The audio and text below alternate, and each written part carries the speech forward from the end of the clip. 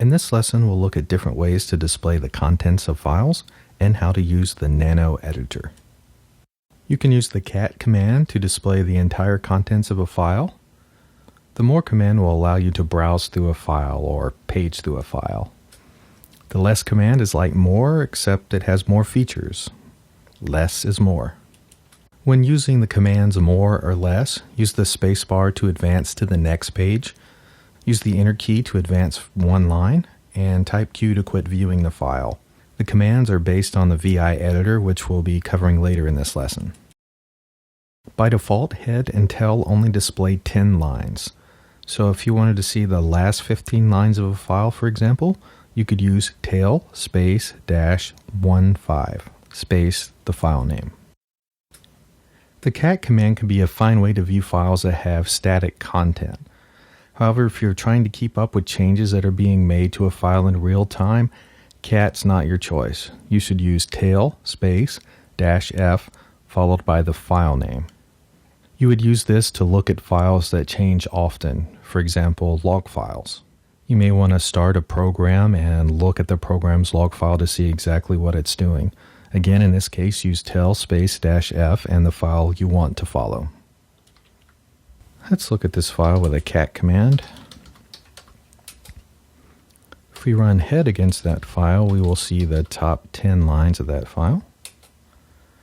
If we only wanted to see the top 2 lines, we could run -2. And the tail command will display the last 10 lines in that file. Let's say we only want to look at the last line. We could do tail -1. And that's the last line of the file.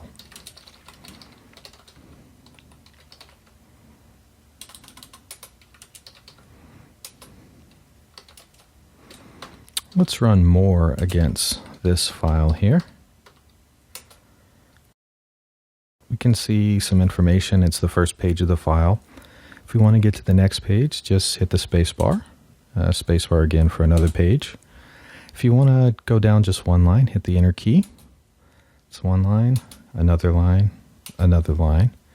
And to quit, you just type Q. The last command is very similar. Again, spacebar goes down a page, the enter key, down one line, and Q to quit. Now this file is growing, so let's take a look at this. We'll use -F with tail to follow the file.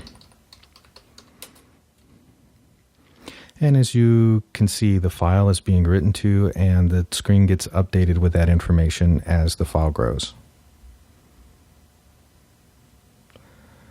To exit, just type Ctrl-C. If you need to edit a file right now and don't want to spend any time learning an obscure editor, use Nano. Nano is a clone of Pico, so if for some reason the Nano command isn't available, try Pico. It's very easy to learn, but it's not as advanced as some of the other editors like VI or Emacs. Let's edit this file with Nano, nanofile.txt. So when you start Nano, you can see the file's contents and a list of commands at the bottom of your screen. The caret symbol represents the control key. So if we look in the bottom left-hand corner, we see caret X, which means Control X to exit. I'll do that now, Control X, and we are exited out of Nano. Let's go back in. Editing with Nano is pretty easy. Arrow keys work as you would expect. Down, right, up, left. If you want to save a file, hit Control-O. And hit enter. Let's make some modifications. So again, just place your cursor wherever you want to go and start typing there.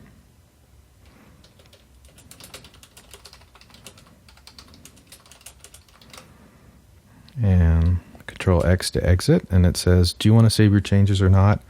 In this case, we'll say no. We'll go back in again.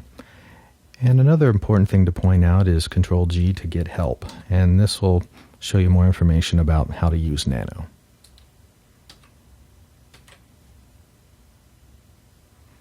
There are various commands you can use to display the contents of files, including cat, head, tail, more, and less.